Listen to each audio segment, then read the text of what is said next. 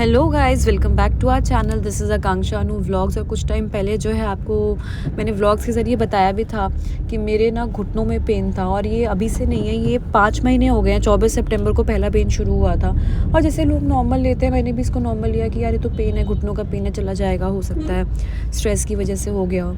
लेकिन ये पेन ना टाइम टू टाइम वर्स्ट होता गया, और मैंने इसकी ट्रीटमेंट ली। तो ट्रीटमेंट में जब भी पेन किलर्स वगैरह दी जाती थी तब तक मुझे आराम मिलता था, उसके बाद फिर से वो पेन उठता था। लेकिन अभी तो सिचुएशन ऐसी हो गई है, इतनी वर्स्ट हो गई है कि कल रात में मुझे इतनी क्रैम्पिंग हो रही थी कि खड़े खड़े ऐसा लग रहा था कि नसों के अंदर कुछ हो रहा है, और मेरा रोना छूट गया कि मतलब ऐसा क्यों हो रहा है मेरे साथ। और फिर हमको लगा कि क्लिनिक अपॉइंटमेंट से तो कुछ होगा नहीं, हमको हॉस्पिटल ही जाके दिखाना चाहिए। हम लोगों ने इमीडिएटली अर्ली मॉर्निंग की अपॉइंटमेंट बुक करा ली सरोज हॉस्पिटल में, और हम लोग वहाँ पहुँचे। और बस यही कह रहा हूँ कि अंदर से बहुत अजीब सा डर लग रहा था, क्योंकि पैर एक ऐसी चीज़ है ना, आप कुछ नहीं कर पाओ तो आपको लगता है यार आप कितने मजबूर हो गए हो। बस यहाँ पे मैं बैठी हुई थी, अपनी अपॉइंटमेंट का वेट कर रही थी, और घुटने में बेहद पेन था, मतलब मैं उसको बेंड ही नहीं कर सकती हूँ, ऐसा हाल है। और अनूप जी और मैं, ऐसा होता है ना कि ऐसी सिचुएशन में हम लोग ना हंसते रहते हैं या पॉजिटिव रहते हैं। हम लोग एक दूसरे को देख के हंस रहे थे, कैमरे में देख के देखो मेरा मुंह कितना बड़ा लग रहा है, इस तरीके से मैं अपने आप को ना पॉजिटिव रख रही थी। बट अंदर से बहुत डर लग रहा था कि क्या है ये असल में। हम लोग अंदर गए, हम लोगों ने डॉक्टर को दिखाया, डॉक्टर ने पूरी चीज़ें देखी, हमारा टेस्ट लिया, और देखा कि मेरे में बहुत सारी चीज़ों की डेफिशिएंसी हो गई है, और प्रेगनेंसी के बाद से ना उन चीज़ों का ध्यान नहीं रखा गया है, इसकी वजह से डेफिशिएंसी हो गई है। तो उन्होंने सारी मेडिसिन और ट्रीटमेंट लिख के दी, और कहा कि 10 दिन आपको इसको फॉलो करना है। अगर आप 10 दिन फॉलो करते हो, उसके बाद भी अगर इसमें कुछ भी इंप्रूवमेंट नहीं होती तो हमें अदर वे मेथड लेना पड़ेगा।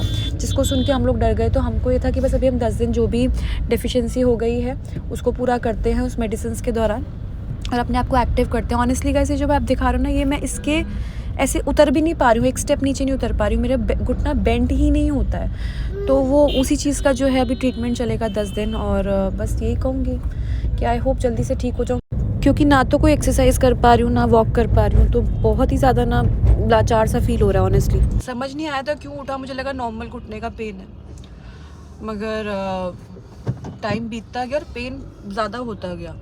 फिर मैंने 2-3 जगह दिखाया, उन्होंने पेन किलर्स दी, तो पेन किलर से उस समय तक का आराम आता था, उसके बाद चला जाता था। लेकिन इतना वर्स्ट हो गया कि मेरे को चलते चलते क्रैम्पिंग आनी शुरू हो गई, और अभी ये बिल्कुल ही चल नहीं पा रही है।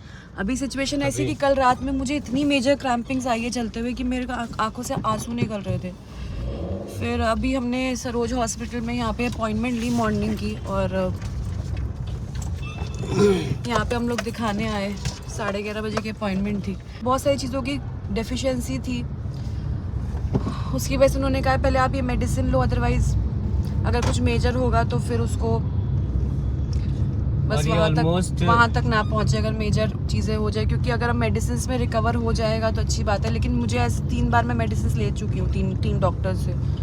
तो मैं देखती हूँ कि कैसा ये रहेगा। फ़िलहाल मैं बस आपको अपडेट करना चाहूँगी कि आपसे बहुत सब लोग कह रहे थे कि प्लीज़ दीदी डॉक्टर को दिखा दो घुटनों के पेन के लिए, हॉस्पिटल में जाके दिखा दो। क्योंकि मैं प्राइवेट क्लिनिक्स में दिखा चुकी थी, हॉस्पिटल नहीं गई थी, और आज हॉस्पिटल जाना ही पड़ा क्योंकि तबीयत बिल्कुल ठीक नहीं थी। मतलब कल तो मुझे रात में मैं रोई हूँ, रात में 2:30 बजे खूब रोई हूँ, सिर्फ इसकी वजह से कि मेरी हेल्थ को क्या हो गया। फिर अभी उन्होंने बताया कि प्रेगनेंसी के बाद काफ़ी डेफिशिएंसीज आ जाती है, आपने मेडिसिन ढंग से नहीं ली है, कैल्शियम वगैरह की कुछ लापरवाही करी है आपने खाने में और इन सब में, तो फिर इसीलिए अभी हम लोग घर जा रहे हैं। आपको मिलवाऊंगी कृषा से, मुझे पता है कृषा से मिलने के लिए आप सब लोग बहुत एक्साइटेड हो। सो गाइस, लाला मिलने नीचे आ गया, ये रहा मेरा लाला। और फिर हमने सोचा कि चलो इसको एक चक्कर कटा के लाते हैं। हेलो कर दो, हेलो, हाय, फ्लाइंग किस दे दो, ता ता ता बोलो। मेरे बाल आ रहे हैं गाइस, गाइस मेरे बाल आ रहे हैं।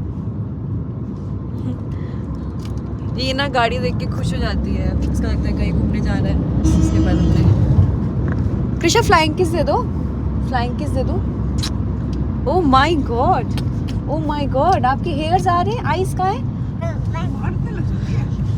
आगे आने के लिए कर रही है। देखो देखो देखो देखो जगह। You, I love Krishu।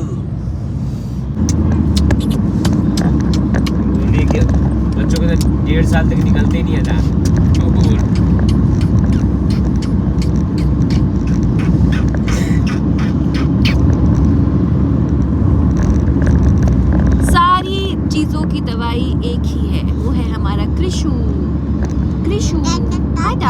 हटा हटा हटा हटा हटा। मम्मा के घुटने में दर्द हो रहा है, मम्मा के पैरों में दर्द हो रहा है। मम्मा गई थी डॉक्टर पास गई थी मम्मा। डॉक्टर ने पता क्या कहा? डॉक्टर ने कहा वो आप प्रेगनेंसी के बाद होता है, तो डॉक्टर कह रहा था आपकी वजह से हो रहा है। झूठ बोल रहा है डॉक्टर कह रहा था आपकी वजह से हो रहा है। हाँ। आनंद दे देगा। नहीं, अब मेरी अपनी गलती की वजह से हो रहा है। अच्छा डॉक्टर तो कह रहा था, सुनो तो डॉक्टर कह रहा था अच्छा ठीक है मेरी गलती की वजह से हो रहा है। डॉक्टर जो मर्जी कहे, आपकी गलती नहीं है।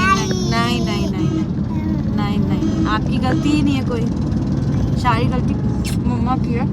मम्मा ने ध्यान नहीं रखा अपना है। आपका तो रखा ध्यान ना। आई आपका तो ध्यान रखा ना। आई मेरा बच्चा घूमी।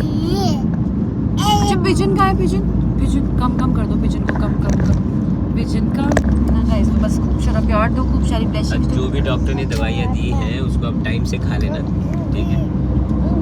डॉक्टर ने बोला कि आपकी लापरवाही की वजह से हुआ है, आपने सही टाइम पे दवाइयाँ नहीं ली इसलिए हुआ है।